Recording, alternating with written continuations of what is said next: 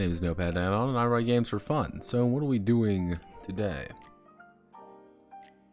Today we're going to be working on kind of getting the meat, you could say, of Void Hunters. We want to get the meat done today. I've also learned that I have about I would say like 3 hours to do a lot of things all of a sudden. It's like, oh, like I took a nap earlier. Like I'm like, I'm tired. I'm gonna take a little bit of a nap because I'm tired, and that's what happens to me at random hours. I wake up, I'm like, all right, you know, my mom calls me. It's being like, hey, Notepad, we're going out. We're going to the store tomorrow, the big store. I'm like, all right, cool. This is all right. I'm gonna get some groceries. And then she's like, oh yeah, I also want to get breakfast tomorrow. So you're gonna have to wake up super early. It's like, oh, all right. And then like, we're also gonna have dinner. I'm like, okay, all right. Let me just pencil that in. And then fucking Draco over here was like, oh, I'm gonna test out one of your games. I need to test out one of your games that needs a major update, like a severe major update. That's done. I just need to do the entire rulebook over again. So it's like, fuck. It's like, all right, okay, cool. Oh yeah, I also have the video tomorrow. And it's like, all right, let's do this. I can do this. Okay, let's get the body moving a little bit. And oh yeah, I gotta read one of those Blades in the Dark books tonight, don't I? Oh, I gotta read one of those Blades in the Dark books tonight. All right, okay, I can do this. Okay, what's that? I have a fucking gnawing stream tomorrow.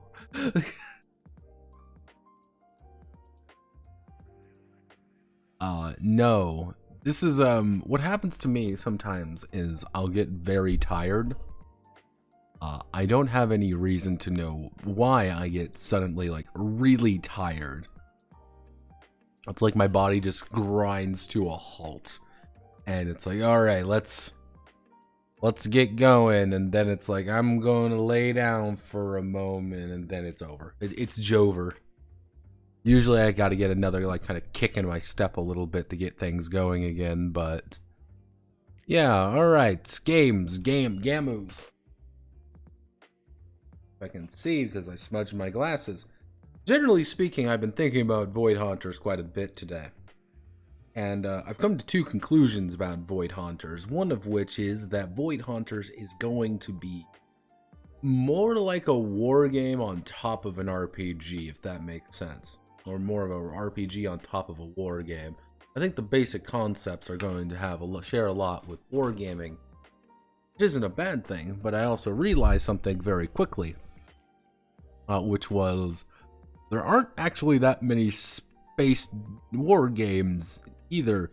Like, let's do games like Battlefleet Gothic. Yeah, it also doesn't help Battlefield Gothic has been completely destroyed. We want to do like Drop Fleet Commander. Yeah, like you want Drop Fleet Commander. Yeah, this is Drop Fleet. Never really picked up that much, unfortunately. See, I know some people who are like really passionate about Drop Fleet. They're like, this is the best game ever, I love it to death, and it just never really took off. And it never really bumped itself up to like really good levels. Why don't you look at sailing games? Sailing games are also kind of odd. Like there's quite a few. Let's do Age of Sail war games. Because you can, yeah, it's like Age of Sail tactical war games. Wooden Ships and Iron Men. See, it's a lot of these kind of games, kind of like these, I call them box war games. Where box war games are fairly popular, and I'm probably going to have to steal a little bit from them. There's probably a few I could find. But generally speaking, what we need to do right now is we need to do three major things. We need to determine the captain, and then the fleet, and I call it, I think, the best way to think about it is the home. The captain, the fleet, and the home.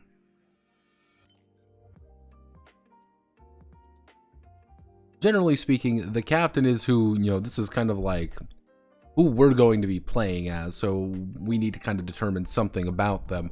Something that says, I am who I am. Hello, how the fuck are you? So, I mean, if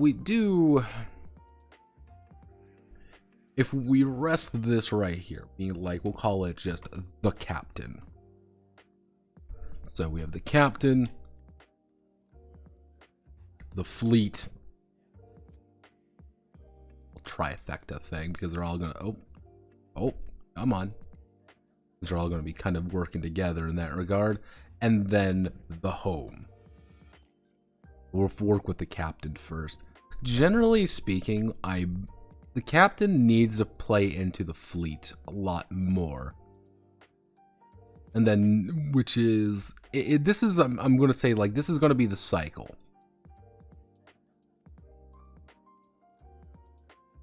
The captain influences the fleet influences the home base, and the home influences the captain. So, generally speaking, we're going to need some basic attributes, obviously. Attribute, if I can fucking spell properly. Maybe like something like a skill, so like skill system, maybe. That one's getting a little bit wonky. Only market manipulation gone, played only by the captain. Oh, it's still here, luckily. But generally speaking, we can either like, we gotta think about this real fast. What would, like, this is one of the things about making it a fairly impersonal game, is that you're like just such a small, you're a small part of a larger organism. It's how do you make an interesting character that means something in a ship, for example, or how do you make something that means something in something that is just bigger than you? How do you feel important in a military unit, for example? And the answer is, you don't.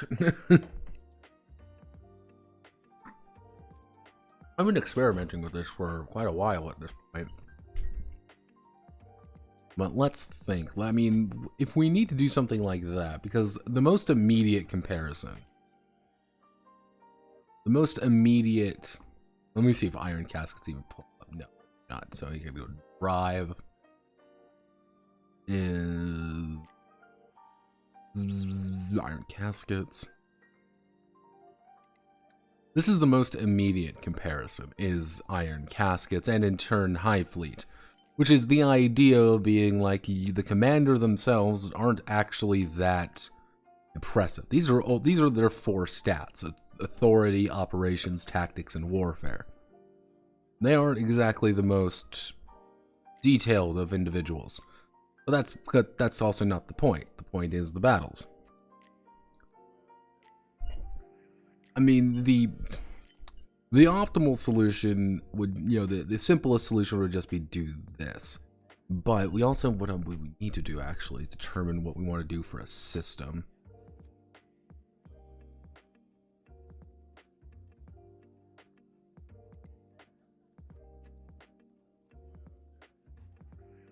Is what I was thinking about for a core system, actually. Now, this is going to sound very cursed, but I thought it would just be fun. Is a D8 roll and keep system. Why this particular one? It's just because I found this to be interesting. These D8s are also one of those dice that just kind of get neglected in some cases. They just kind of get fucked over, and we don't talk about them as much as we would normally like to. And it also gives me a little bit more room to kind of play around with. It gives me effectively 8 pips instead of 6, instead of 10, but a little bit less than 10. A little bit more of a controlled range. But again, that's kind of that was the first thing that I've been debating on, is effectively a D8, either a D8 roll and keep, or a D8 D8 dice pool, D8 dice pool take highest. The idea behind the take highest is it's kind of like you're going to be rolling, but inevitably speaking, you're only going to be able to take one die from that to be your die. But that kind of just plays into kind of a modified roll and keep system effectively. Hence why that was kind of going back and forth. You never use a D8 unless you're a D&D cleric. The only less loved die is D12. Pretty much. I think the issue like with D8s, like from a strictly design point of view, is 8 is an awkward number. Because if you have literally anybody say, hey, give me a random number real fast, most likely they're going to select something like, they're going to select odd number intervals. That's, I don't know why. But like, yeah, D8s are kind of just weird because when you think of like, oh, role-playing dice, D6s, D20s, D10s, D10s again, D6s again. Like D8s are kind of the like the misbegotten children along with D12s. Nobody really is like, oh boy, D8s. Even though they are fun.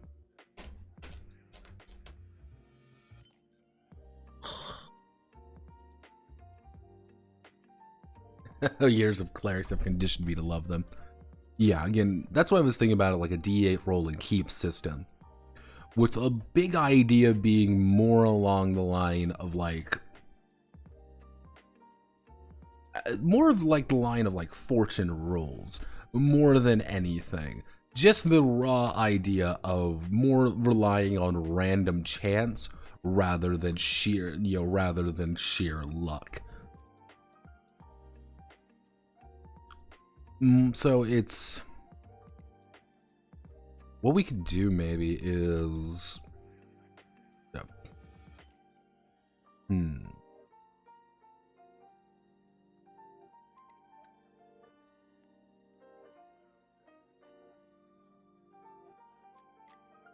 D8 role-playing game. Oh wow. Hello D8. Let's see, D8 dice pool system.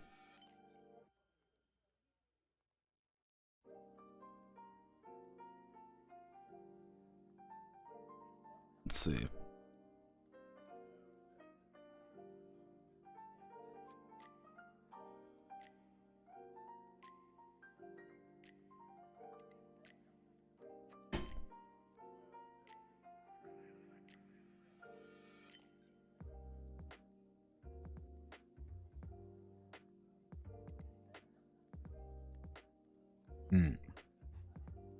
I want to do this.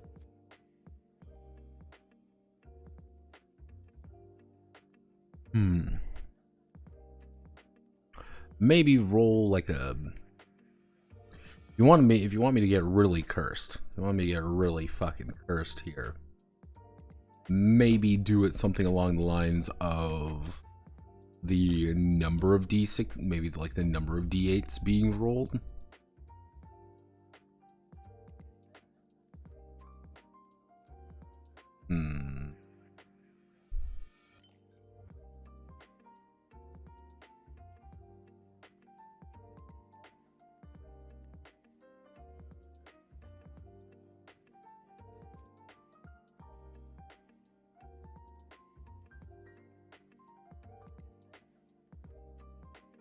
Void Hunter signed, but instead of Rebel Fleet are being chased by the impending doom of death of the age of piracy, and in the end is not mothership because piracy is over. Pretty much, like that's kind of like one of the big things I want to go about it. It's just this constant.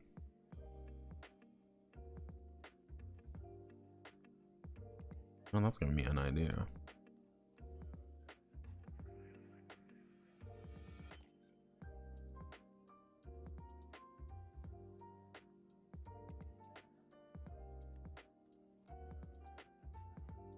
We tie that to the fortune and glory pool, with the idea being that we can reinforce, we continuously reinforce this theme right over here. Do you act in altruism or do you act in selfishness? Altruism versus selfishness should always be the big thing, and you always want to be a little bit selfish because you're bastards. So maybe we do something along the lines of difficulty equal number of, maybe difficulty equal number of d8s rolled.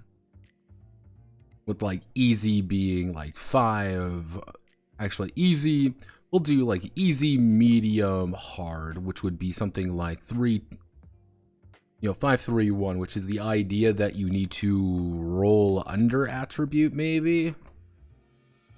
Roll under an attribute, rank everything out of 7. If we rank everything out of 7, it's kind of the idea being like,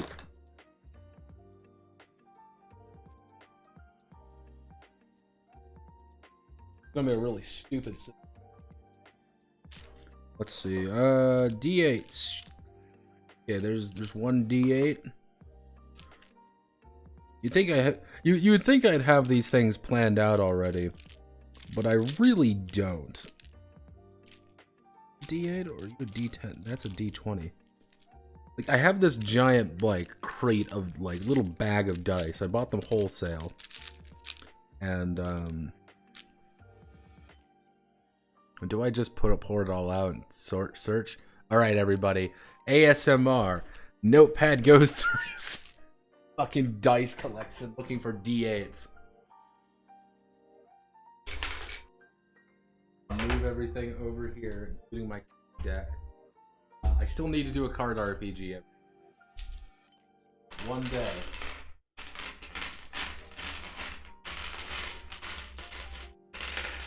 God, when was the look.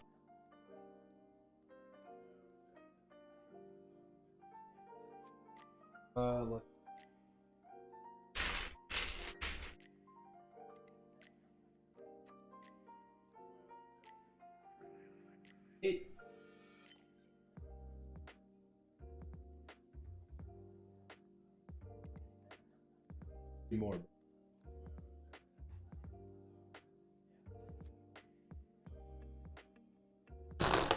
Got my D8. Worst part is that's not my entire. Is there any RPG that uses exclusively D12s? Well, funny you ask. Popular game Zombie Dark 30. But there's not really, that uses exclusively D12s. So let's see.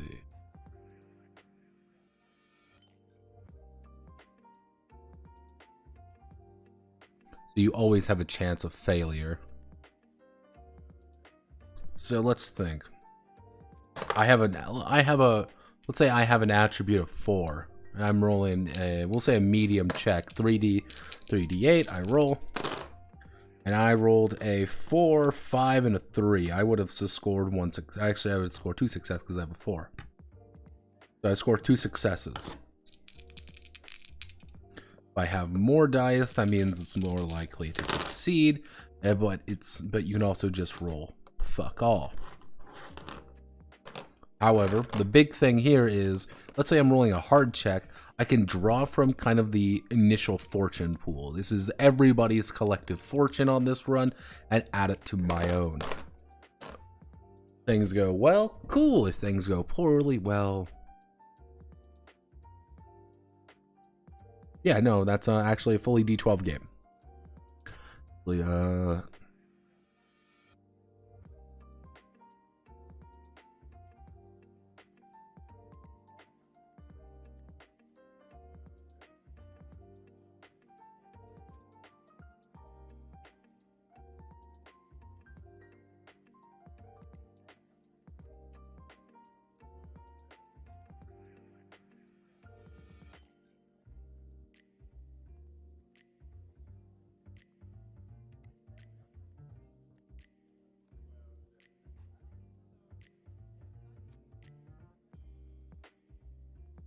Because if you have out of D8s, that would be 7. 7's a nice, weird number.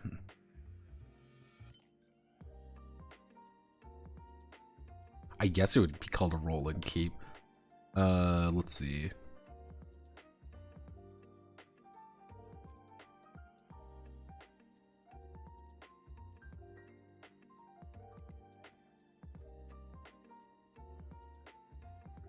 4 is always better. Why? Because you're a competent person. That's the idea. So our basic attributes. Let's think about our basic attributes. It's nature of a good ship captain.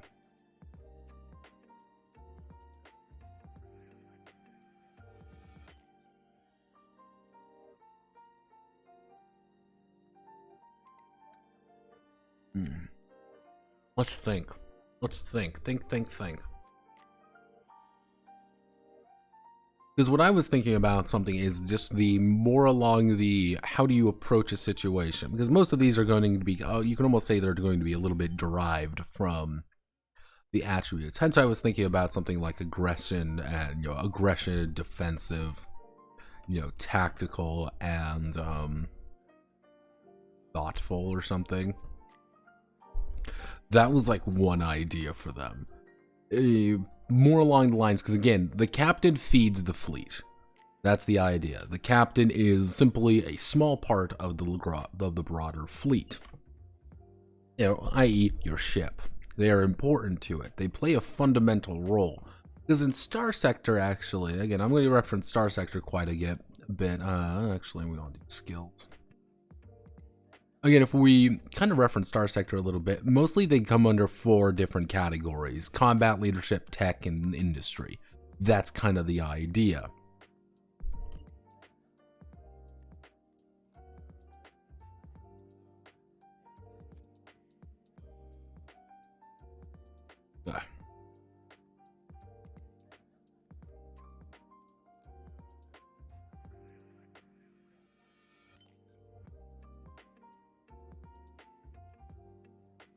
But again, we can't really use industry. Isn't really the best in this case.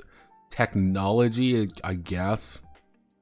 We need to think pirate. We need to think you're a ruthless bastard pirate who is just a terrible human being. What exemplifies pirateness?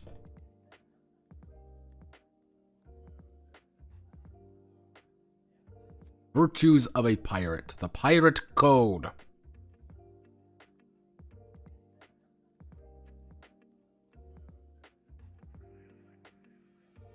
Benign to how dim influence pirates such as this. The pirate citing the articles. The pirate's cold.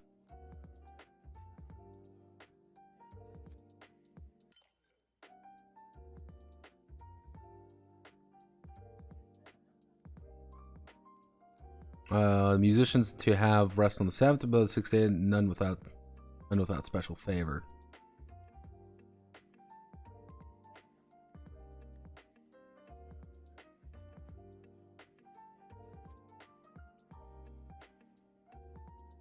Articles of James Phillips.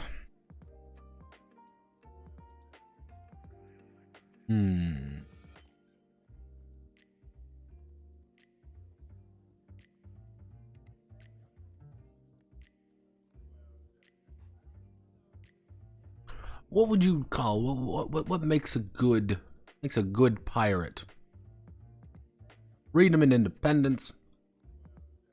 Let's think. So I think aggression is the right option. I think just raw aggression. Like, you are an aggressive asshole.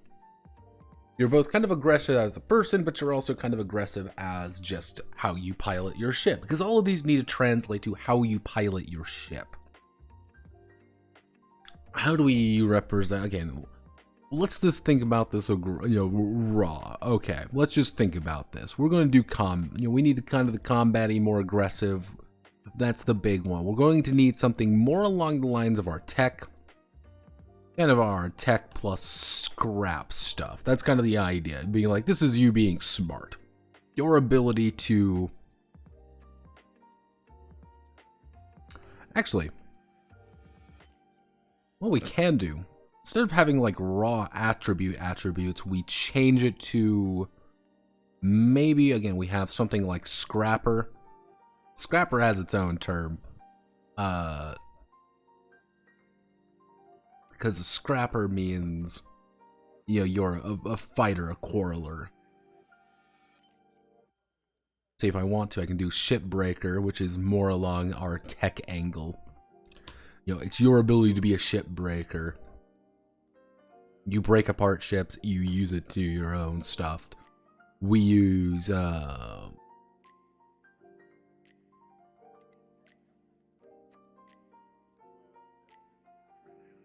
Spanish American coast. What's a, I guess, buccaneer. These aren't really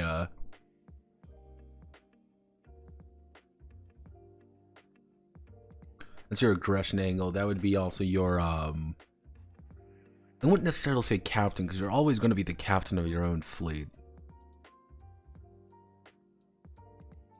Bastardly.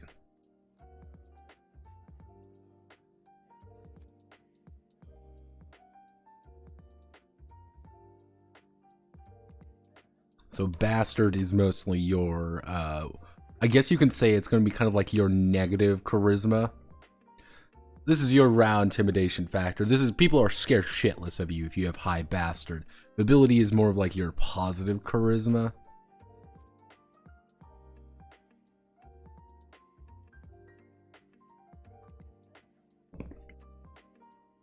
Tech, battle.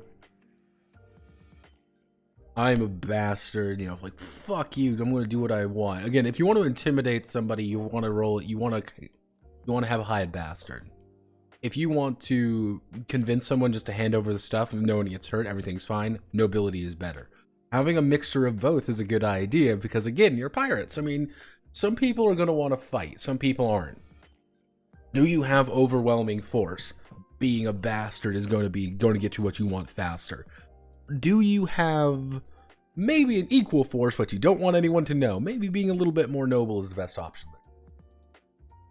So let's think. I break apart ships. You know, oh, he's a damn good ship breaker. He breaks apart things. He fixes them back up. That's his goal. He's a buccaneer. He is a bastard. He's a scary motherfucker who goes onto things and he fights. He's a bastard. That means like he is a very, you know, he's intimidating. He's scary. He has that, you know, brutality to him. I mean, bastard doesn't sound like a good one. It would have to be something else. It would need to be oh,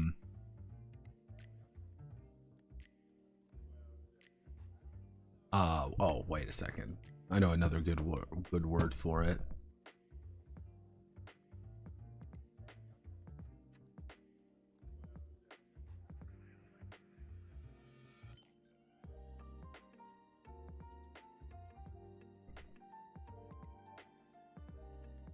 A bravo. Which is a great fucking word, by the way. I love bravo.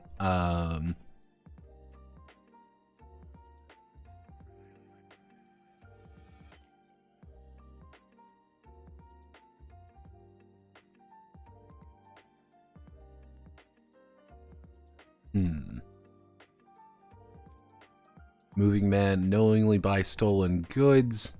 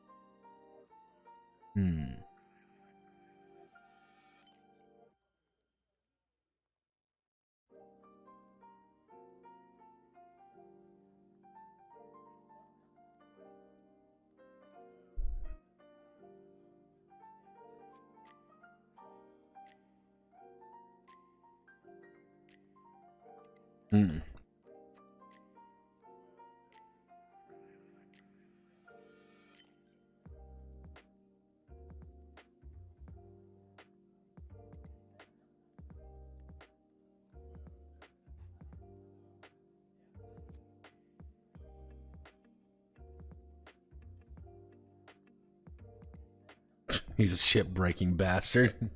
Yeah, pretty much. Being like you're that pretty much saying like I have high shipbreaker and I have high bastard. It would literally be I am a scary motherfucker who knows how to break apart your ship and then repurpose it. Like I'm just a scary person. So we need kind of, I would say more mercantile. Like a mercantile person that is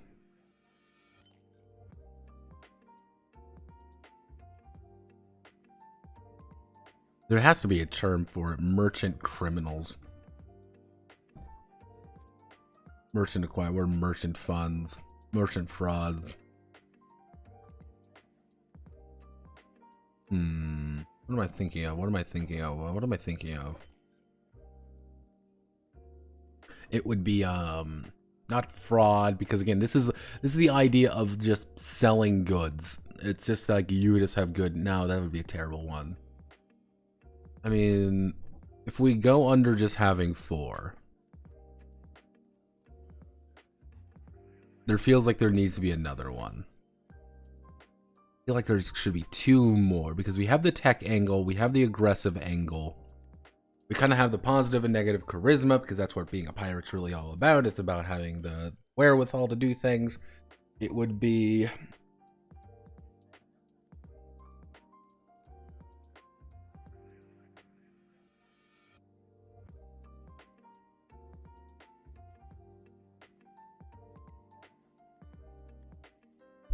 because then we can tie skills to be more backgrounds, histories, and careers.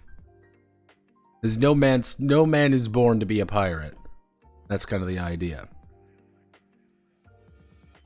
Mercantile, merchant, management. Yeah, it's kind of on that weird one, because it's like, what would be another good one? It would be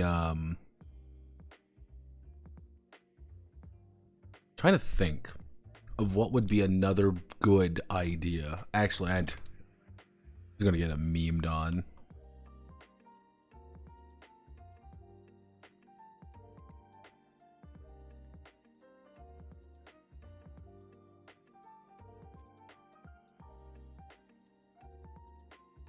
Leadership and authority. You know, you're the boss.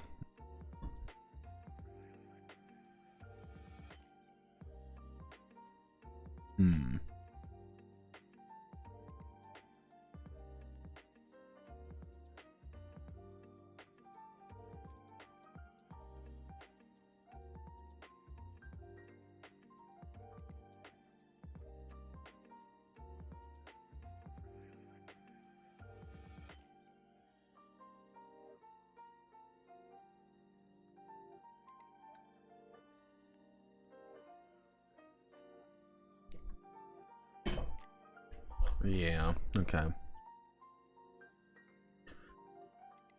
So if we go under this idea, you know, you can be the boss of this ship.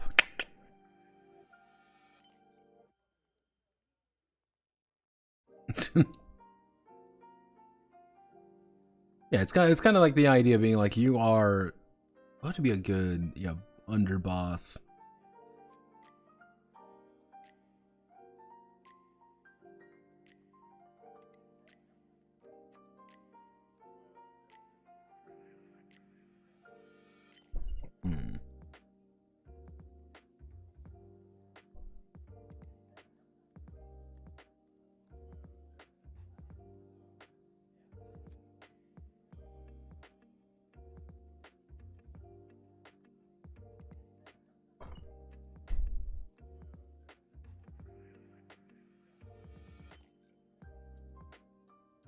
These aren't final, but there's something.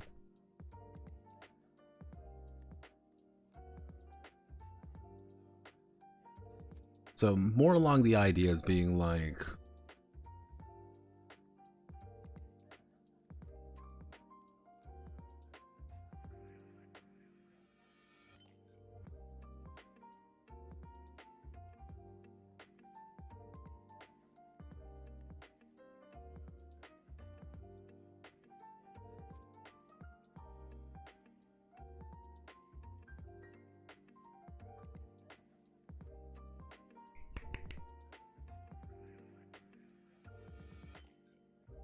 We tie it to all to a budget life path system.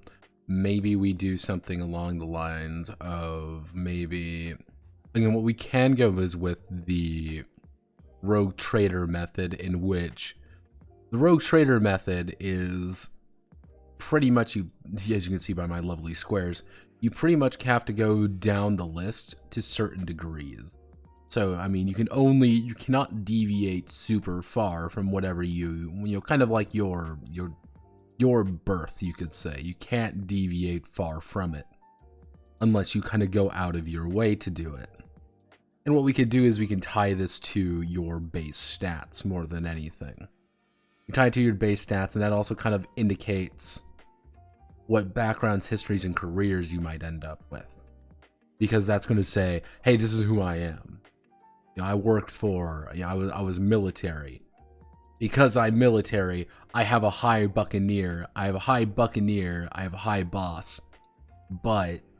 And I have to take something related to my military career. It's like, who did I work for? Was I independent? Was I a mercenary? Blah, blah, blah. We tie everything together with a budget life path system. We need to make this fast. I think what we can do, actually.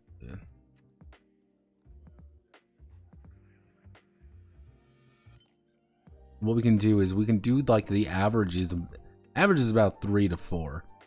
Not very high, like actually average would be about like 2 to 3. Like not very big, but again, I'm going to put this in here as a note real fast, which is assumed competence. Assumed competence. You are not weak people. Weak people do not do this. You die if you are weak. You're all physically fit. You're all physically, mentally pretty all there. However, you're not the smartest people in the world, because if you were intelligent people, you wouldn't be fucking pirates. But yeah, no, it's probably I can do some things. So we have just the idea of assumed competence. Average about 2 to 3. Actually, we can do probably averages about 2 to 3 at character creation, and with 5, that would be about 10 to 15 points. So if we do an average of 2 to 3, it would be about 2, 2, 3. It would be 2, 2, 2, 3, 3. Or average spread would be about 2, 2, 3, 3, 3, or 3, 3, 3, 2, 2. Actually, 2, 2, 2. Okay. That means certain checks are just going to be a lot harder for you unless you start drawing apart. Because normally you're going to be rolling about 3d8 trying to roll under, which even scoring a single success, again, the likelihood of success is kind of low unless we bump that up. Let's bump that up to like 3 to 4, actually 3 to 5. Getting any higher than 5 or getting any lower than that. So our average spread turns into about 3, 3, 4, 4, 5, 5.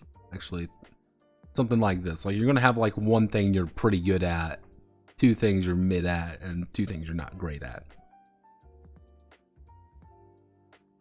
But there's always a chance of abject failure. You roll an 8, you're fucked, kind of thing. Like you're not having a good time. So okay, so we've got the captain. That makes us move on to the fleet. Because one of the big things of like my idea behind how fleets are going to be, we'll assume this giant box is our spaceship. Actually, we'll even say something like this. This is our beautiful spaceship. Do you like the donger? We'll draw some engines on the side. There we go. Yeah, there we go. My astounding drawings. As you can tell, I'm a very good at drawing. So one of the ideas I was going to have is that pretty much inside your ship, you're going to have different compartments. These are going to be your modules, pretty much things about you that are important. And let's say I get shot from this angle. Once all of this armor is kind of gone, you start striking your internal modules. These things go offline, and suddenly you're not having a good time. The issue is when you have things like your command deck. If your command deck ever goes away, well, you're all going to die. Like, because you are dead. However, it's usually very hard to do that. So, because in this situation, let's just say, assume these are our, that's module 1, that's module 2, that's module 3, that's module 4, and we've got our guns right here. And we can just say we're strapping a shit ton of guns to ourselves. Again, let's say every frigate's got a certain amount of hard points and a certain number of modules. The idea is if you take fire from this direction, you're going to take damage to these sections. You can probably break up ship like that. I mean, direction.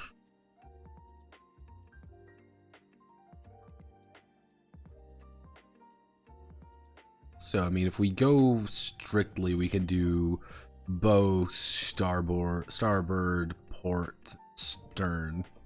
Just use traditional naval terms. And we can probably assume, like, this armor is just raw armor. It's kind of like, that's just a value. So...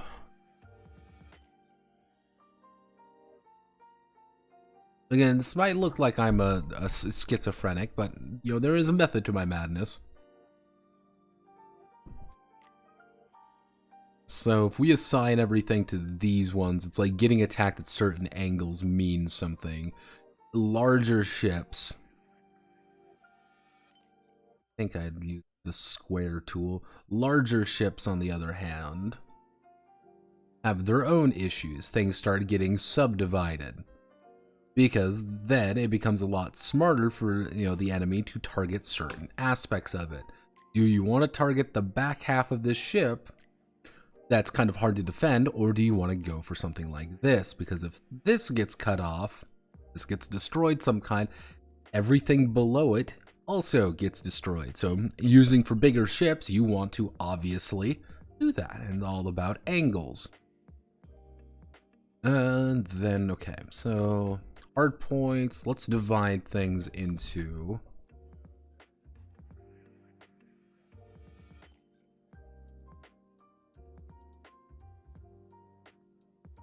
based on size, modules, and systems. Let's just do that. Size, modules, hard points, and systems. Size, I mean, if we use star sector size, star sector ship size,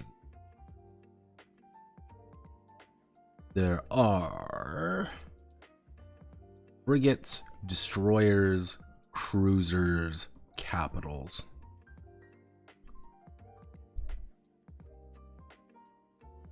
If we do that being the size, however, we can probably go a little bit more autistic with it, and we can do I'm gonna have to fucking reference Deep Blue Girls, aren't I? Yeah, but we're gonna reference fucking Deep Blue Girls because I hate you all. If we do this,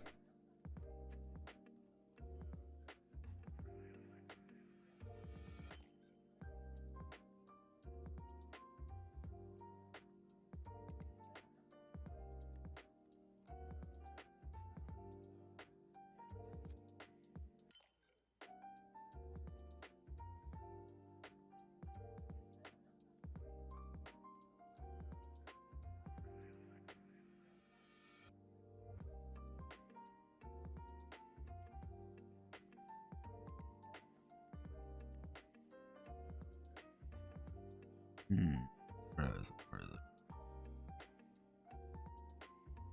Ah, there we go. So if we instead reference it somewhat along the idea, if you have destroyers, we break it down into light cruisers, heavy cruisers, battleships.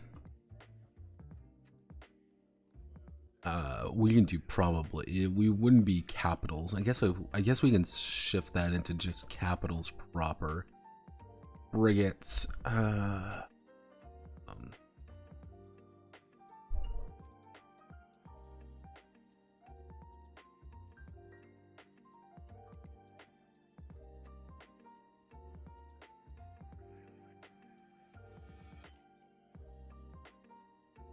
Because frigates are kind of weird now. They kind of have shifted into a few different things.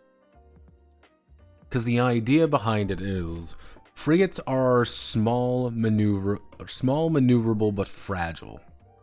You don't get a lot from it, but they're the most maneuverable. Destroyers are your reliable ships of the line kind of thing. That's kind of the idea. These are your reliable ships. These are your frontliners, effectively.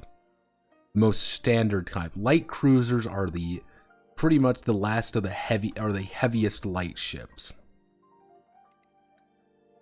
They got a lot of guns, they got a lot of things, but they're a little bit they're a little bit awkward all of a sudden. Heavy cruisers have the heaviest, cheapest firepower.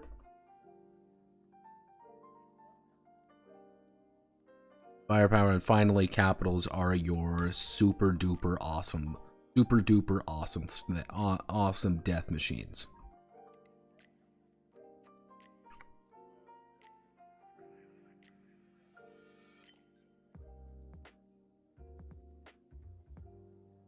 So let's see, frigates, super carriers.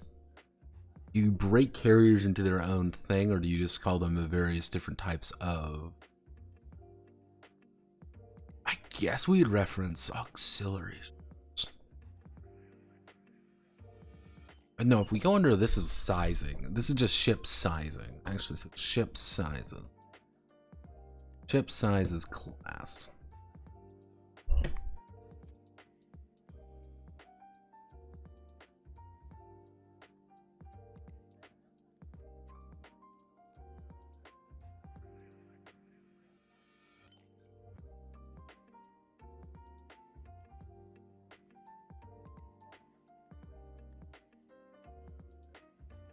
Okay, so I mean, if you want to do this a little bit more, if you want a little bit more nuance behind each one,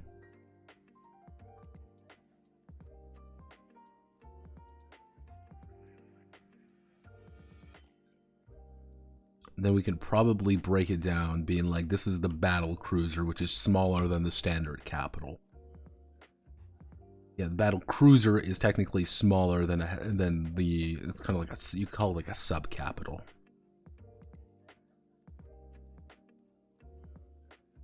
Well, corvettes are the smallest,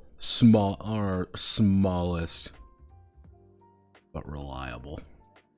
Your standard ones are going to be right here in the frigate, destroyer, and light cruiser classes. Heavy cruisers are for the big boys. So, I mean, if we go under this idea.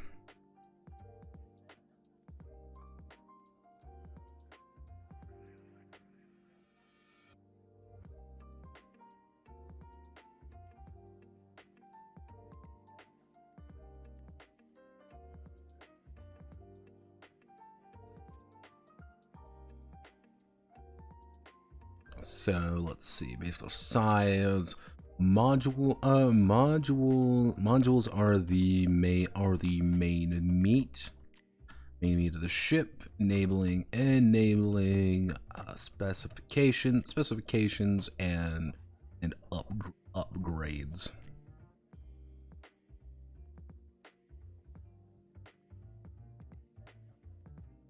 Let's see, hard points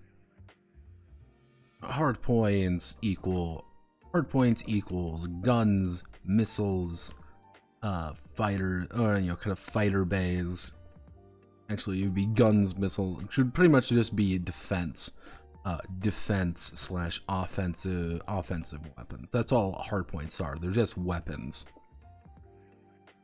However, we use the idea of systems being are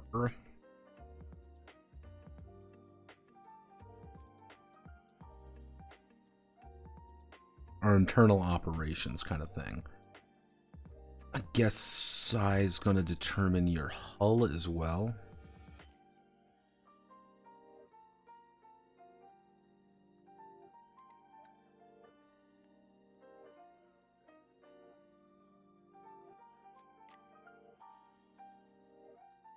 Splits into standard locational damage.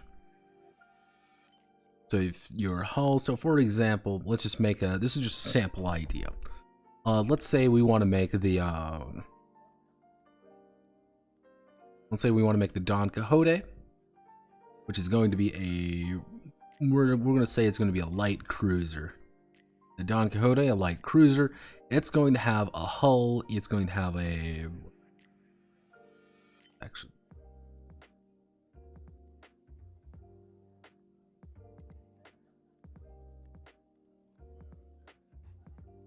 It's going to have a bow hull of, let's say, like 80. Starboard, it would be like, I guess it would have to be like, it would be like a side hull, I guess, like side hull of like 60, and a stern hull of 40. Again, this is just a basic simple concept. We know because of it's a light cruiser, it's going to have, let's just build a really simple little square here. Because this is a light cruiser, it's broken up into, let's say, 3 sections. Each of these contain 2 modules.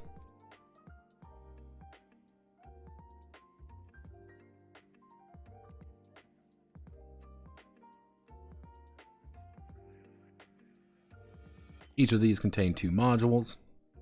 So we know this also has 6 modules. So 2 in the bow, 2 in the sides, 2 in the, and pretty much 2 in the stern. Okay, simple to understand. We actually, what we can do is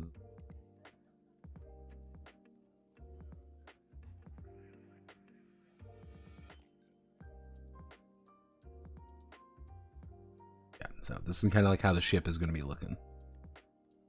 We divide everything up like this.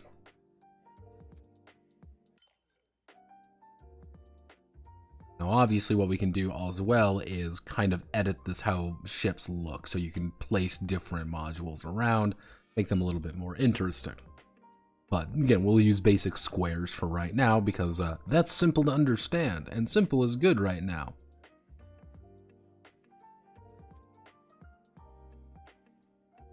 Let's say you have a hard point right here, here, here, here. So these are our 6 hard points. I'm like, oh wow, we have a lot of front-facing guns that allow us to kind of target everything in front of us, and we have some back-facing guns in case we're getting chased. We are very vulnerable on our sides, though. That's our big problem. Already, oh no, Mr. Stark, we are very danger close on our sides. Maybe each hard point size and type.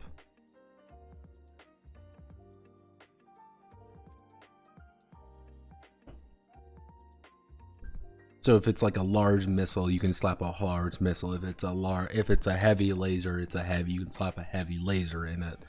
However, kind of depends on what you're getting. Systems are things like, we know the systems have our sensors. These are internal things. These are just raw bonuses that we end up getting because of what our ship is. So it's like our sensors, our engines, what would you consider engines? What would you consider engines? It'd be an internal system, really.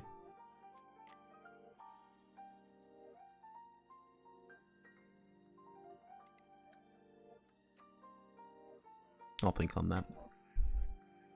But yeah, that's sensors, engines, things like that that can be taken out to make our lives not fun. So let's see. So modules, hard points. But let's say, for example, we convert these, these 2 into converted hangars. Since these are 2 converted hangars, we can deploy our own little fighters around, and they're going to do stuff for us because there are converted fighters. However, that's 2 entire modules dedicated to just being hangars. That has their own issues. Again, we're subbing out things like, hey, this could be a shield, that could have been something else, it could have been just extra fucking space. We can actually probably do cargo capacity, like just cargo.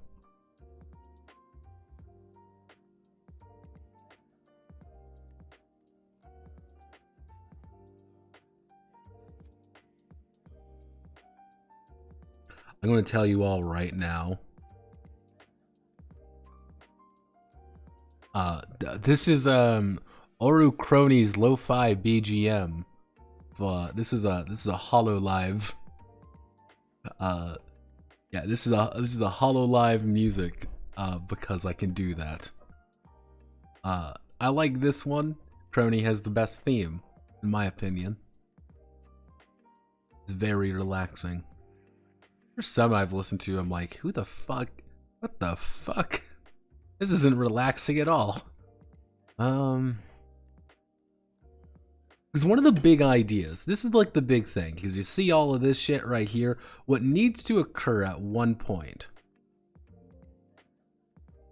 is we need to be able to do this. This is a very important aspect. We need to be able to take all of this sections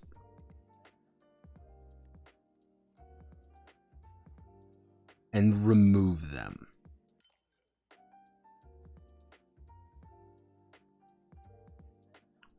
Not necessarily in like a good way, but it's kind of more along the lines of like, I can remove certain aspects of your ship and just break it apart. That's the idea. It's a ship breaker.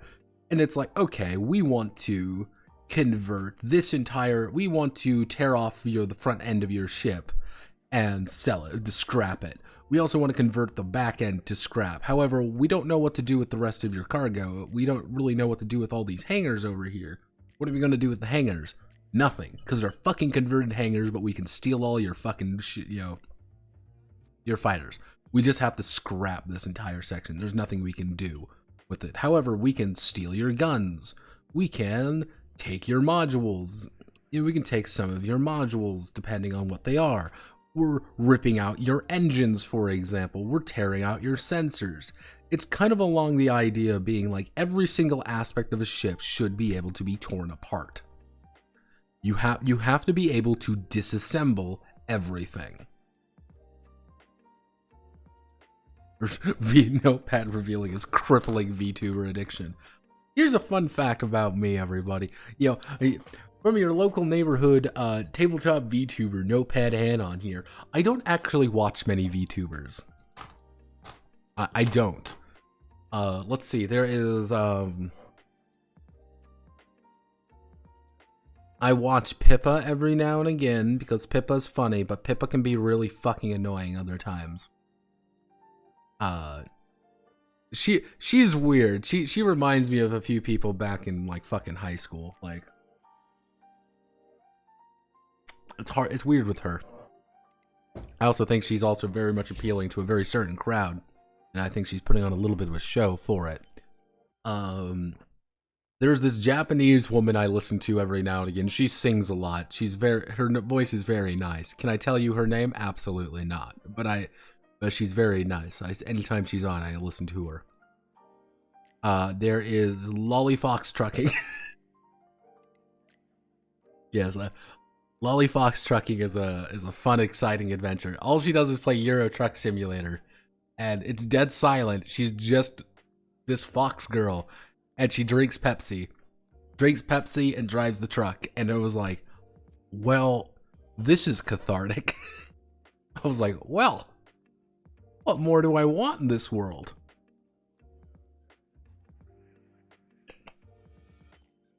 Yeah, I don't really watch any of like the Hollow EN girls. No Hollows, no Nijis. Though, all I'm saying is that will not stop me. That will not stop me from ruthlessly shitposting on VT. I don't think people quite understand. I will shitpost on VT. I will talk shit about your anime girl wife. Even though I do not watch her, I will say that she is wrong and bad. Nope. She is objectively the worst. It's great. This is how you do it. Yeah, VTubers are an interesting batch. I find them fascinating from just a sheer business perspective more than anything. And it satisfies my drama needs. There's also WVT, which every now and again I post my schedule on here. They just like their anime girls, though, and I do not doubt that. I am shine on, Crazy Diamonds. That's all I can say. Shine on. Watch Pippa once in a while and consume clips for everyone relentlessly. I used to be a clip fag, but then it was just like, eh.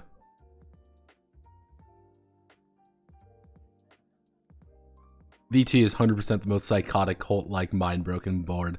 No, that's Poe. We don't talk about Poe. But Poe is also a cult that I swear is trying to summon a demigod via fucking folding paper, so we don't talk about it very much.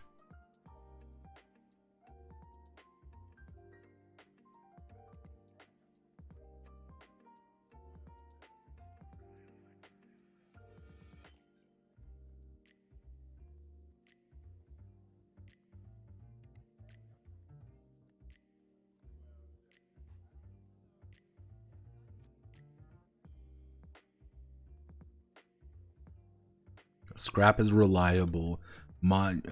Scrap is reliable. Tools less so. Do you have a good ship breaker in your crew? Yes, you can start breaking apart these ships more actively. However, this is where things get a little bit weird. Who gets what? You want to install some new stuff in our ships? Well, I want these guns. Well, you don't get them. Why? Because I broke them apart and they're my guns now, and they're like, fuck you, and let me open fire on you. It's like, that's what I'm looking for. So every ship must be able to be taken apart.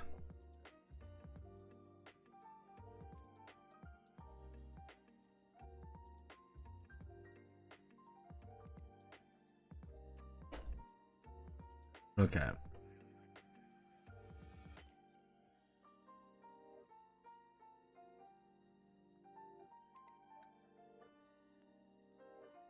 Lit's funny. You never go there to actually talk about books or writing or anything. You go there to argue philosophy with people. Music, never been to Mew, all right. It's like it's time for you to get out your grid paper. Yeah, no, I'm ready. I'm ready. I'm gonna have to. See, the thing is, what I'm gonna have to do is I'm gonna have to like build these ships pretty much by hand. Like what I'm thinking about doing is legitimately, I'm not gonna like fuck around and find out, but like there are very few hulls, and it's just the idea of like a lot of them are going to be square. It's like, yeah, these are what your ships really are going to be looking like a lot of the time. They're not terribly large. You know, it's, you know, you're like your big super capitals are gonna look like this compared to like, oh boy, here's my little fucking frigate I don't want to die in. I might literally do that because what I can do is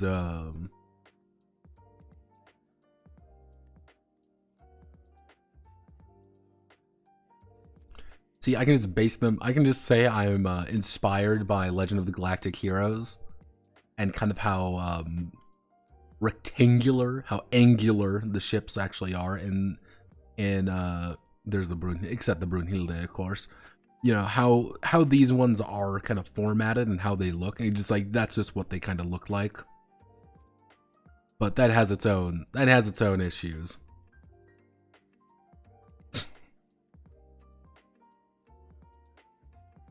Oh boy. Even the God, so sexy. Actually, I'm curious. This is completely a side tangent. Was there ever a video game? Yeah, there had to be a video game. There was for the PC 98.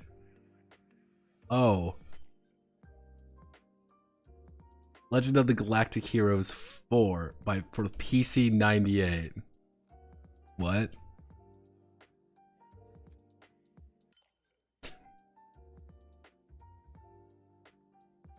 Oh man, I never knew what was fucking Kino until I found this. I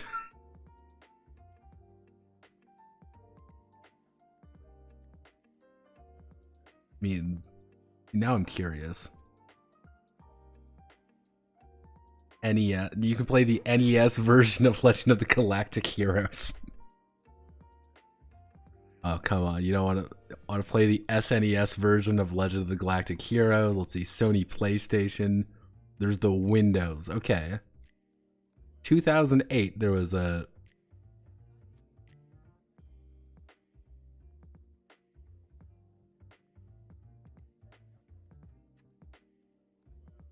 Yeah, apparently in 2008, there was a PC game for Legend of the Galactic Heroes.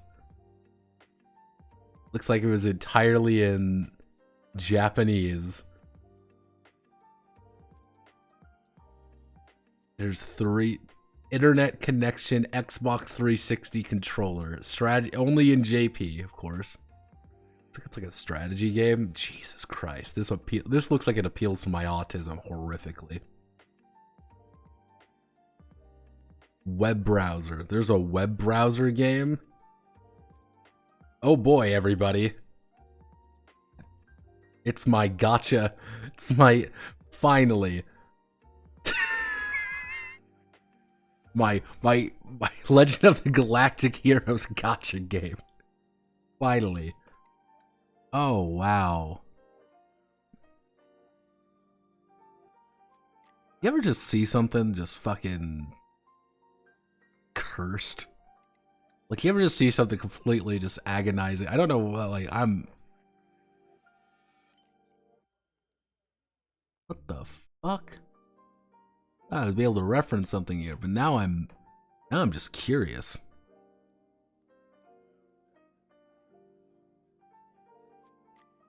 Huh. Is everything done by this company? Both Tech.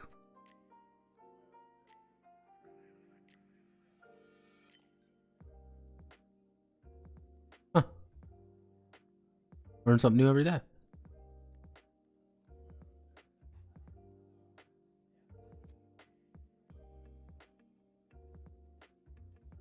Make a bunch of little rooms, values to each of them, and a budget for each player. So you could start with a fucking shit, the fuck huge ship, but nothing's going to be in it.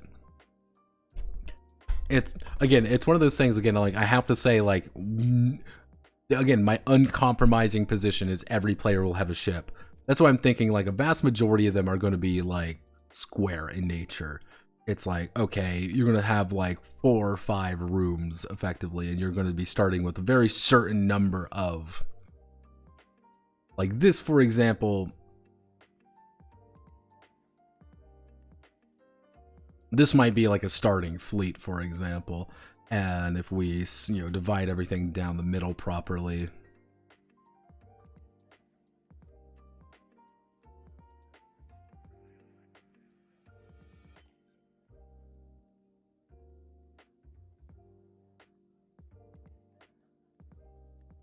So this would be kind of like what a standard fleet would be. Like, being smaller means that it's easier to avoid shots. However, it's also like, yeah, your shit's getting fucked up a lot faster, and your side, you have to deal with things like side armor. Yeah, so I'm good. Again, it's going to have to be literally me getting some fucking grid paper and gridding out how these ships actually function.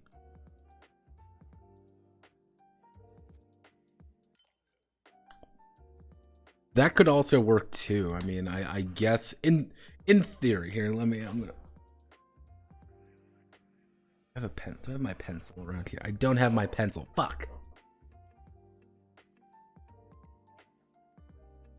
I mean, that is an option. The only thing I'm worried about, like, giving like players a lot of, don't sound bad for it, but giving players a lot of freedom in that regard is that you're going to end up with ships that look kind of like, I'd say, over-optimized ships, if that makes sense. Being like, what's your ship like? Well, I call it the Tetris block, the bastard Tetris block. Being like, yes, this is my ship. Here are my engines. But again, I guess this would have its own detriments of like, yeah, welcome to Mistletown, everybody. Population U. So that's an option. That is a very distinct option. Just, you have to... The idea being that you pretty much have to build out things with all the unfortunate implications of that, of you need to build out things. It's like, okay, I want a 4... Like, I want a 3 thing, you know, 3 up being like, okay, now you have to deal with your front, your side, and this. Yeah.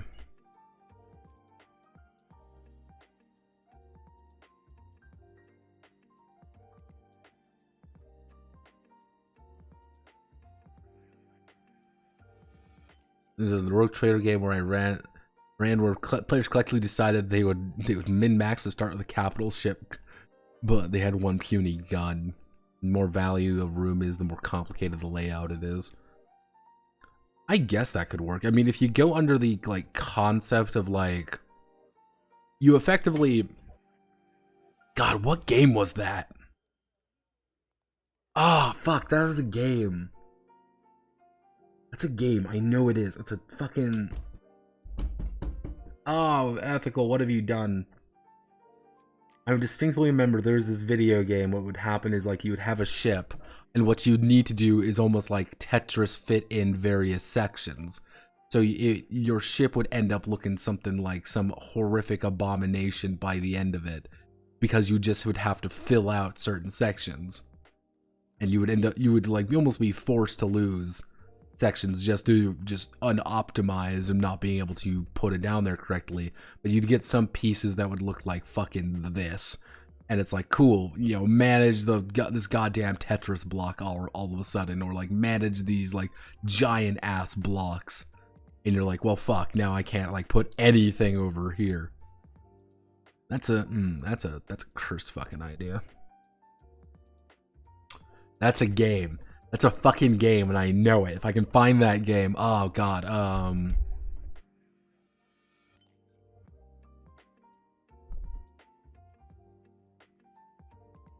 it's not block ships. This isn't it, but I know you exist. Oh god,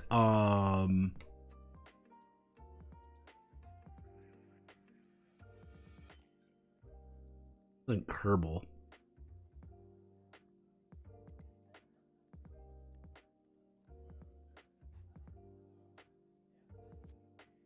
See, the thing is, I can't even remember if it was a board game or a fucking I can't remember if it was a board game or a tabletop, or it was a video game. I'm like 97% sure it's a video game. 97%.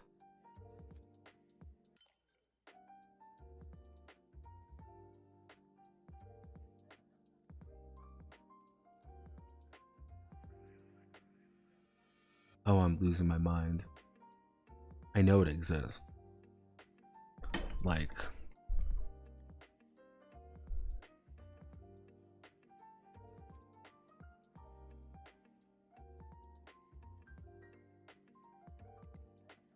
I know it exists. Oh, that's infuriating. That is infuriating. Oh god, what have you done? I mean, I would say ships have 3 current states. Either like every hull has like certain number of just slots. That's the idea. Like you just slot in the various aspects of it. Or you do along the idea of like you are more building out the hull. Like you build the hull and then insert the modules inside of it. So it's like, oh, okay. Like I have 2 modules, you build the hull, but the modules are kind of more situated. Or it's like you have to build the ship from these like just shitty parts, and that's kind of building up to each other. So it's kind of like, what comes first, the chicken or the egg? Does the hull come first, or does the systems come first?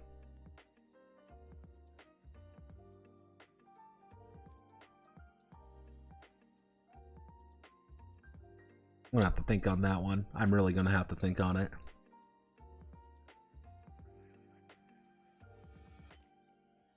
Because what I could do, here's the thing. Here's the thing. Again, let's take for example. Let's say we have 2 ships. These are 2 of the ships of the same size, roughly. 2 of the same caliber of ship. Now, if you're good, if you're pretty damn good and you got like a really nice ship and this is a professionally made ship that's not at all made from fucking scrap and dreams, what's going to happen is you might get a module that is like this big. You might get a big module that kind of looks like this. You might get one that looks like this, and you might end up with like two that look like this. So it's kind of like okay, we got a very nice regimented segment. If you're a shitty pirate ship, you might get like a module that's like this horrific looking abomination that you gotta put in here. You get these little tiny little shit ones. Here's a fucking triangle all of a sudden. As a pirate, you have to deal with the fact of like your ships are rust bucket shitheads. These things are inefficient. These things don't work. These things require you to kind of have a little bit of faith and use out of them. They're not efficient. They're not good. They are going to break. So to get less less effect out of it than this one, but we still tie it to, again, I would say we still tie it to this system, this idea, but kind of more along the idea of maybe module.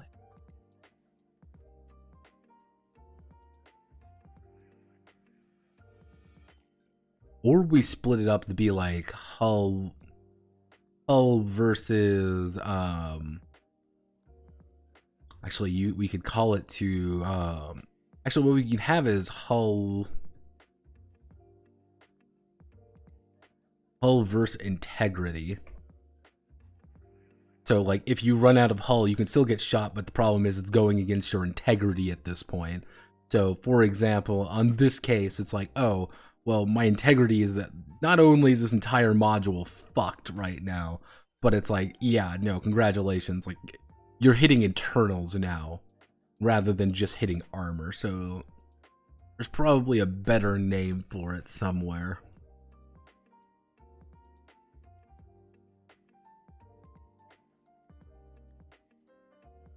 It's a cat's alien generator, but you need to get rid of the teleporter room because it's shaped like a fucking pentagon. See, that could actually be a unique...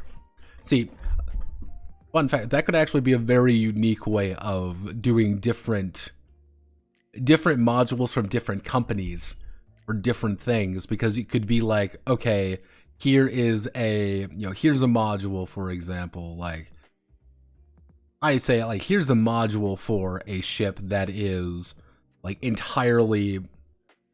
like this is like what we'd like to call like a standard, for example. Let's this is like standard core, standard corp. However, if you are, say, through one of the other companies, let's say you're going through like the really high-tech super cool companies, they might have a triangle, and they might, this might be high corp. So it's like, okay, because the thing is, what you can do if you're smart is that you can kind of mix and match a little bit. It's like, okay, we can slap the standard core thing on there if we kind of shift it around a little bit. I mean, if we do this a little bit, we size everything up a little bit. Now there, it fits, slots in beautifully. They're a little bit more awkward to put down, but they usually do a little bit something different. But then you can get some like weird ass tech, you could say, that might have just like,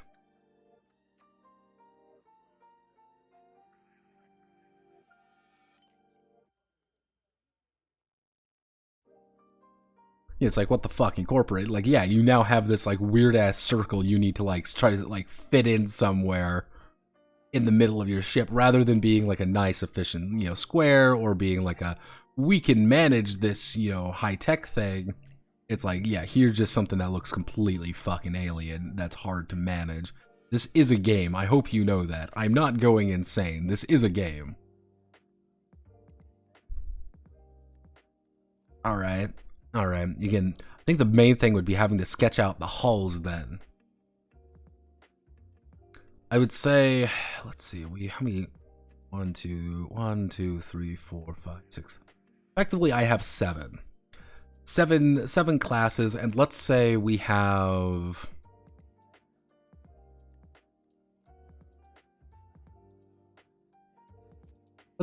like 5 Corvettes. Those Corvettes can be very small. Corvettes are designed to do their one thing. They have a low amount of hard points. That's the idea, is that your hard points are kind of separate, but they have like room for one thing. They're not very big. They're not very efficient. They do one thing and one thing alone. You can't fit many modules on them, and any big module is kind of a crapshoot. So I'm actually maybe like 3 Corvettes. And then we do... Frigates are going to be the most common.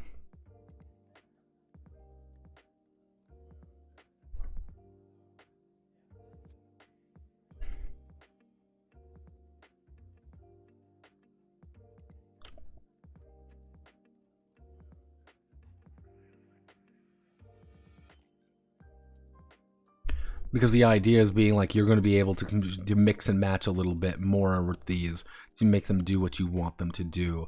So so you might have a capital battle, you might have a capital ship, but that capital ship is going to have 8 different things on it. So the idea being like, a capital ship may be sketched out to look like fucking this or whatever, but that capital ship can fit in an absurd amount of stuff in it. That it's like, yeah, this thing has quadruple the amount of guns you have at better angles, and like this single module is bigger than your entire ship, and it's the fuck you module that eats your face. It's like, yeah, have fun, asshole. Like, okay, all right.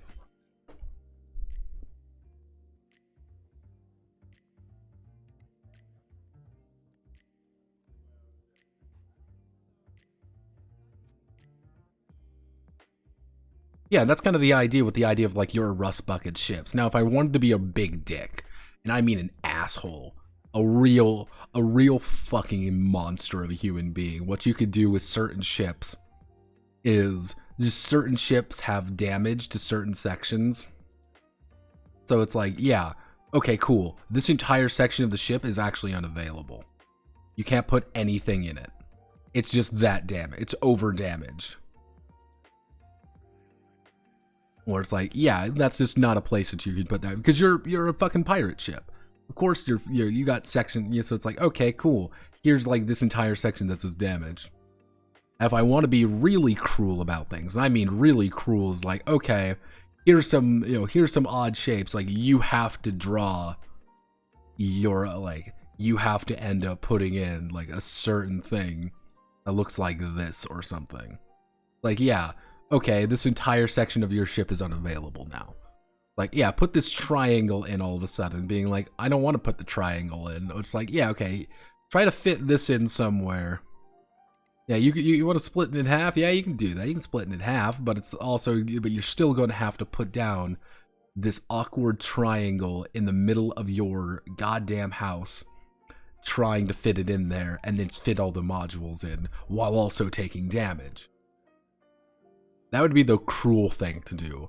That's the really awful, cruel, evil thing. It's just like, yeah, you have, I can even say it being like, you have, you have like 2 by 2 inches of like just square. Or like if we do everything grid wise, be like, you have to fulfill like this amount of grid space. To be like, yeah, no, this is just you not having fun anymore. Have fun, asshole. Okay. I think we can tie most everything like this. I'm going to say probably like your hull, your basic cargo capacity, your basic, like, I would say basic number of modules. But like your hard points and stuff, those are going to be pretty consistent unless you install mods on it. It's like, yeah, I installed advanced cargo holds. Cool, you have advanced cargo holds here now, and that means those are like, you have a shit ton more room in yours. Like you've doubled your room. In exchange, you have more. You are subbing out space you don't have.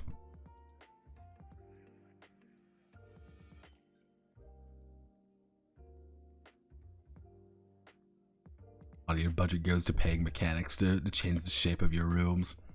See, if I want to be a real, again, it's one of those things, like, if I want to be cruel, what it would be more along the ideas is try and get rid of these certain sections of, like, yeah, you're trying to pay off to get a decent ship, or you're just trying to upgrade past. Because it's like, oh, let's say, for example, our ship right here, for example. Like, let's say you find, like, a really nice little ship here. Oh, didn't mean to click on that. Let's say, for example, you find a nice ship. Like, this is your new baby right here. You've just found it. Nothing's too damaged on it. And you're like, oh, this is lovely. This is great. There's no flaws to it. But during the last, it's like, okay, you now have to, I wouldn't say necessarily pay for it, but it's like, yeah, like, here's a bunch of room, but hey, we took severe damage. It took a 4x4 over here, so it's like, oh, it took like 4x2, so it's like this entire section has to be, like, this entire section's just destroyed, but everything else is fine. Being like, yeah, I'm gonna replace my old shitty with this new one with all the stuff in it. Or maybe you want to keep your ship. I want there to be, like, one of the indirect progression methods is going to be just constantly getting new ships, where it's like, yeah, you start off with these kind of little shitty ones, but then you upgrade your ship a little bit, but then you get but you super upgrade. But it's the people who want to stick with, like, they're like, yeah, this is my darling boy, I've invested a lot of money into him, he's mine. I give them something to work with, being like, yeah, you're maintaining this one, but it's super shiny and it's yours. Special. So a lot of the money, pretty much how I'm picturing a lot of the money is going to be not only just paid to you and your upkeep, but also going to be paid to, and if we go back here, back to the home, we'll bring it full circle, which is going to be the tithe, and it's going to be tithe and upkeep. Spoils of spoils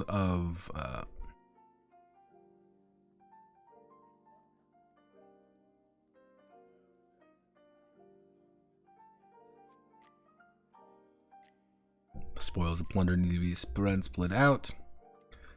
The big boss always takes his due. So that's kind of the idea. It's like, anytime, like, the most consistent way to get money is doing this. However, the more kind of advanced you become, the more you're allowed to take on more, like, stranger jobs, and, like, you want to work for the big boss, or it's like, do you want to do, like, an entire section of, do we want to replace the boss? And then, with whom?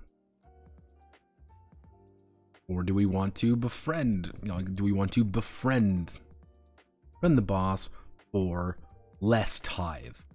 Hey, we're best friends. We did some nasty shit work for the big boss of the station, and because we did some nasty work for him, instead of paying 30%, we pay 20% now. They still gonna get their cut. That's the thing. Like, you're not making a lot of money. That's the idea. You don't need to make a lot of money, though, because it's not the point. The point is, a lot of that money is going quickly back into the base. It's helping the economy. Most notably, the boss's economy. Because they're going to be rich. They get their money. Everyone's happy. And it's that constant feeling of, you don't have something. You're always losing it. You're always never having enough. And you are never, ever going to have enough money. Because you're dirt poor fucking pirates. You're disgusting, horrible human beings that survive on little more than faith and camaraderie. Which, again, it's the entire idea of, hey, hey, the base is struggling for food. We have no food. Like half our upkeep is now literally just going to making sure our people are eating and they're getting pissed. Like, maybe we should smuggle in some food. Maybe we should sell them some food. Like, because it's this constant series of, like, we need to continue to upgrade. And I should say, kind of the idea, like, how do I want to word this?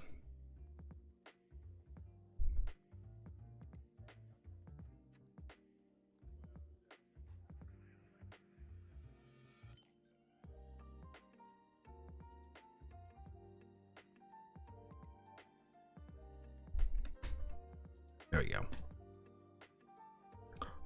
Your home is directly tied to the campaign and in turn its inevitable ending.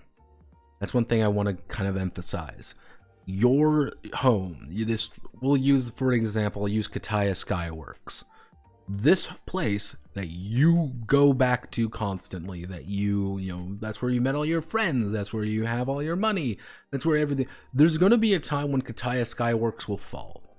And that's going to be probably not, but then like a GM section or something. Like, there's going to be the moment when this place no longer exists. It's gone. It's dead. It's obliterated. Because it's the end of the line. And it's just going to be that constant series. And that's going to be kind of something you need to constantly emphasize. Now, it could be, hey, we launched a coup against the big boss, and it went poorly. Half the station is on fire, everyone's fleeing, it's over. You know, the goal, our little age of piracy is over, not because of, you know, mega fleets came in and bombed our shit, but more along the lines of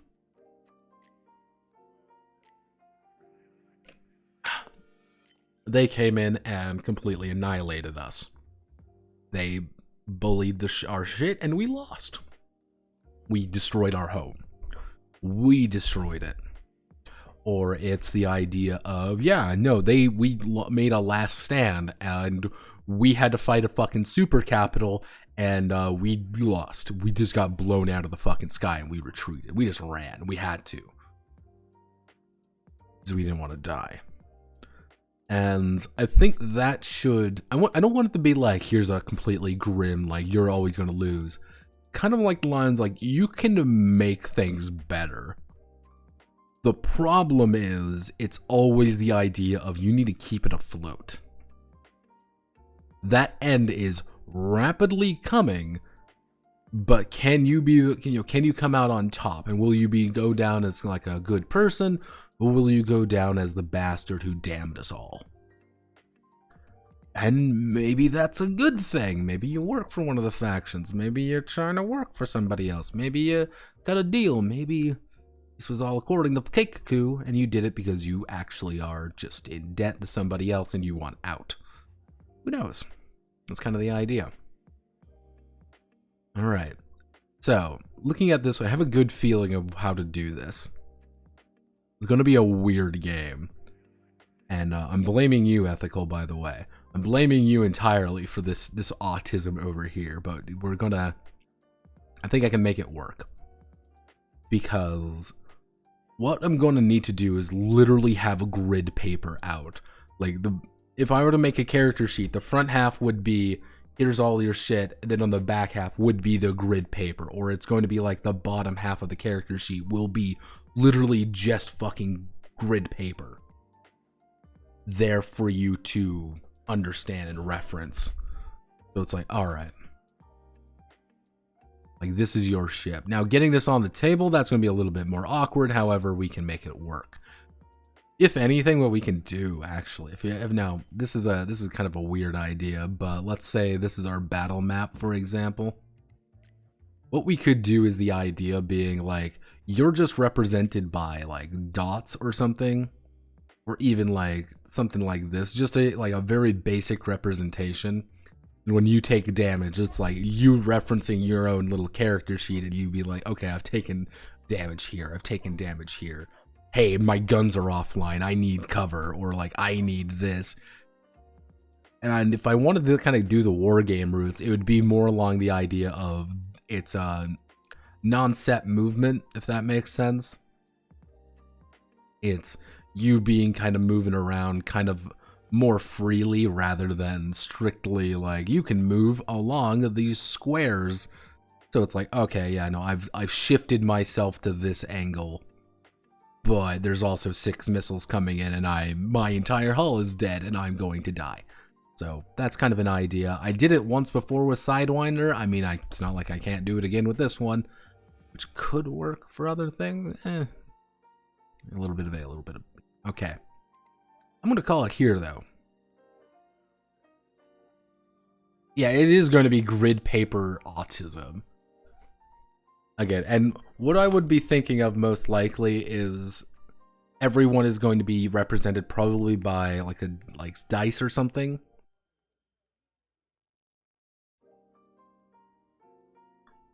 You're one guy saying ship layout should be determined by the pieces in its model. Yeah, no, fuck that. Fuck you. I'm not a modeler. But like, again, because the idea, what we could do in this kind of idea, kind of like the big battle map, because the idea would be, this isn't a battle map necessarily. This is your sensor grid. This is you as the pilot, you as the captain, looking down at your sensors, being like, okay, we're here, we're kind of aligned in this line. We know the merchant convoy is over here. Now we know the merchant convoy is over here. We need to, our goal really is to hit these 4 ships. These are the military ships. These are the actual convoy stuff we need to hit. What do we do from here? It's rather than, see, the advantage here is I wouldn't need to worry about elevation or anything. I wouldn't need to worry about oh, you're pitched upward or you're pitched downward. You wouldn't need to think about that because you're looking at a sensor grid. That's how the combat map would actually be. You look down on it, you're like, oh, fuck me. Oh God, what's going on? We're being cut off. We're being here. Something's happening. Something wrong is going on, and we need to fix it.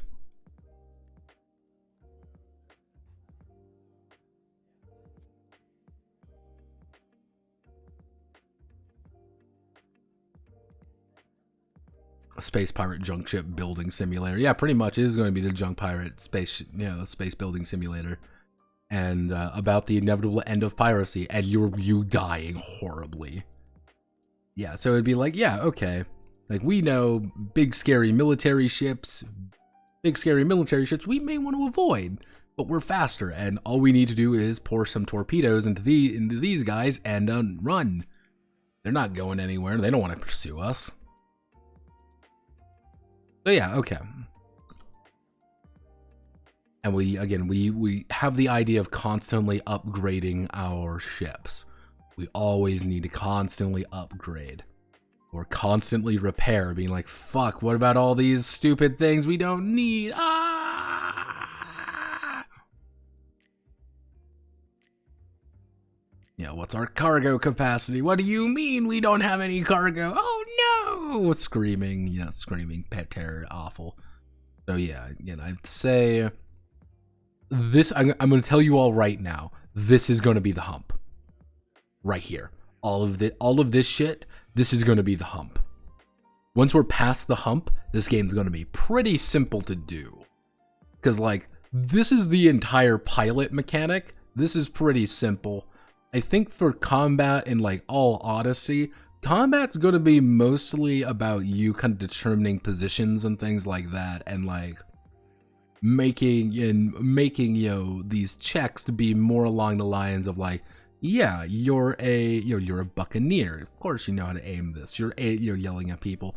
It's more about position and more about do you have the angle rather than strictly do you know what you're doing. That's going to be its own problem child we will get to at a later date because see, if I just ignore the problem, I'll fix it later. Have no fear, everybody. I'll fix it in post. But yes, I will call it there for today. I think we got a good basis for everything. It's yeah, no, this is gonna be oh Christ. Yeah, okay, we can do this. This is gonna be fine, right? This is gonna be fine. Fine, yes. Good job, everyone. We did it. We can do this. I also completely fucking forgot. I would like to thank Rift Robot for following. Completely forgot, brother. Sorry. But yeah. Well, thank you for following. 142 followers. Doesn't seem like a lot, but it's a lot to me. One thing to note as well, because I find this, I like this aspect. I got a comment. I got speaking about that. Speak of the devil. We're at 479 subscribers on the. What the fuck? Who the fuck are you? Like,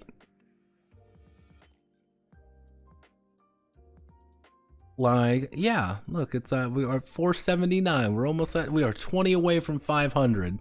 That's actually quite kind of cool. I like that idea. We're almost there. Yeah, and I surprisingly the reception on the Coyote and Crow video has been pretty good. I haven't got really any super flack against it, so we're doing something right. So thank you all for watching. My name is Notepad Anon. I will catch you all on the flip side. There's like a 50-50, depending on how long I end up making the overlight video for tomorrow. There might be a gnawing stream, there might not, kind of depends. So thank you all. Godspeed, good luck. Hope you have a wonderful rest of your day. And yeah,